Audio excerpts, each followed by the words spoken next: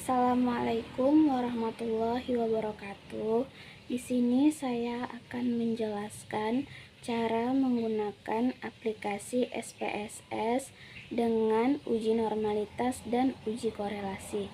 Nah, di sini udah ada soal yang tertera, yaitu tentang menguji hubungan antara korelasi frekuensi menonton film berbahasa Inggris dengan kemampuan mendengarkan mahasiswa, di mana di sini diujikan pada 15 orang mahasiswa.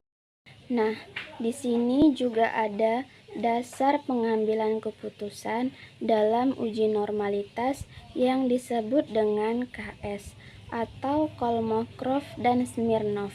Nah, yang pertama, jika nilai signifikan lebih besar dari 0,05, maka penelitian berdistribusi normal. Nah, sebaliknya, jika nilai signifikan lebih kecil dari 0,5, maka data pen tidak normal. Oke, lanjut saja. Untuk kita mengetahui data tersebut normal atau tidak, nah, yang pertama kita buka dulu aplikasi SPSS-nya. Oke, ketika tampilan aplikasinya sudah seperti ini ya, yang pertama kita buka dulu variabel view. Nah, di situ ada name. Nah, name-nya itu kita ubah, yang tadi kan ada frekuensi menonton film berbahasa Inggris dan kemampuan mendengarkan yang ingin kita uji normalitasnya. Jadi, yang pertama kita buat frekuensi menonton film berbahasa Inggris, kita ketik, habis itu selanjutnya kemampuan mendengarkan. Oke, untuk desimalnya, karena ada bacaan desimal itu, kita ubah dulu angka 2-nya menjadi 0 ya. Selanjutnya kita balik ke data view. Nah, di situ kan udah ada data frekuensi menonton film berbahasa Inggris dan kemampuan mendengarkan. Nah, sekarang tinggal kita copy data frekuensi menonton film berbahasa Inggrisnya untuk kita masukkan ke aplikasi SPSS tersebut. Nah, di situ kan udah ada data frekuensi menonton film berbahasa Inggris dan kemampuan mendengarkan. Nah, sekarang tinggal kita copy data frekuensi menonton film berbahasa Inggrisnya untuk kita masukkan ke aplikasi SPSS tersebut. Oke, sudah muncul. Nah, selanjutnya yang kemampuan mendengarkan, nah kita copy paste lagi. Oke, sudah. Nah, selanjutnya ada bacaan di atas analis. Kita ketik ya bacaan analis, terus kita cari yang regressionnya. Setelah itu kita klik yang linear. Nah, nilai frekuensi menonton film berbahasa Inggris kita tambahkan ke independen, dan kemampuan mendengarkan kita tambahkan ke dependen. Setelah itu kita klik save.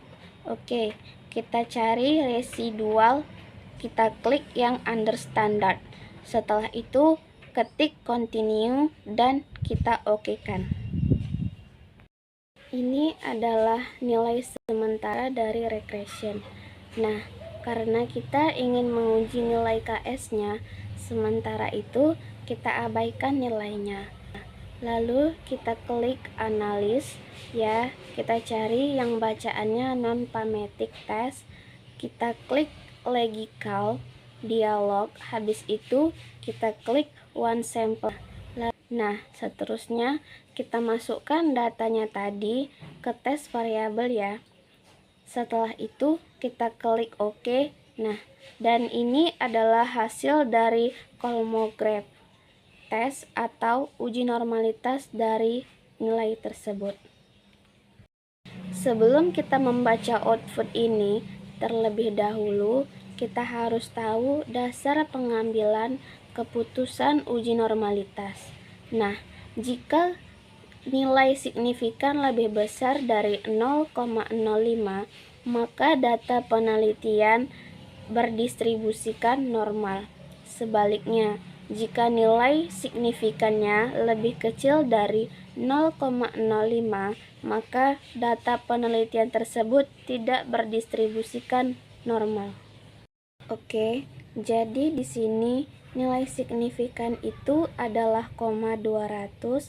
Nah, koma itu dibaca dengan 0 ya. Jadi hasilnya adalah 0,200, di mana nilainya lebih besar dari 0,05. Jadi hasil penelitian ini berdistribusikan normal.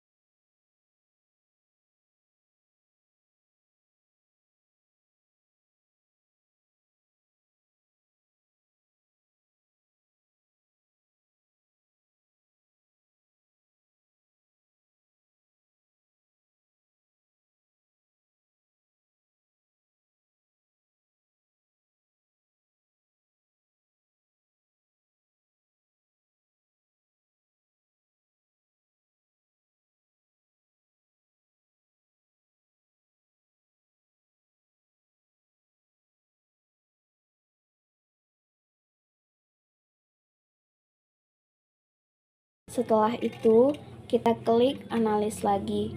Kita klik bacaan ke korelat. Setelah itu, kita klik Vivariate. Setelah itu, kita masukkan kedua data penonton dan mendengarkan. Setelah itu, kita klik OK. Dan ini adalah hasil correlation dari uji korelasi.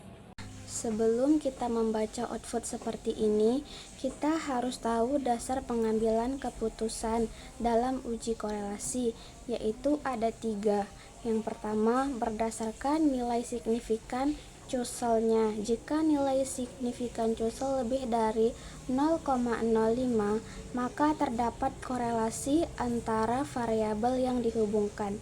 Sebaliknya, jika nilai Cusel lebih besar dari 0,05, maka tidak terdapat korelasi. Yang kedua, berdasarkan nilai R hitung atau percent correlation, jika nilai R hitung lebih besar, R tabel tidak ada korelasi antara variabel.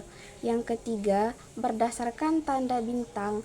Nah, bintang 1 yang diberikan SPSS jika terdapat tanpa bintang 1 atau 2 pada nilai percent correlation, maka antara variabel yang dianalisis terjadi korelasi. Sebaliknya, jika tidak terdapat tanda bintang pada nilai percent correlation, maka antara variabel yang dianalisis tidak terjadi korelasi. Oke, di sini kita akan melihat input nilainya. Kita lihat difference correlation-nya, yaitu 0,970, di mana di angka tersebut terdapat bintang 2 yang menunjukkan korelasi pada signifikan 5% atau 0,05. Maka sekarang kita akan melihat R tabelnya. Oke, di sini kita tadi menguji 15 responden. Berarti R tabelnya adalah 0,514, di mana nilai value-nya lebih besar daripada nilai R tabel. Maka nilainya berdistribusi normal atau berkorelasi dengan nilai signifikan. Di sini 0,00 di mana lebih kecil daripada 0,05. Maka data tersebut terdapat korelasi.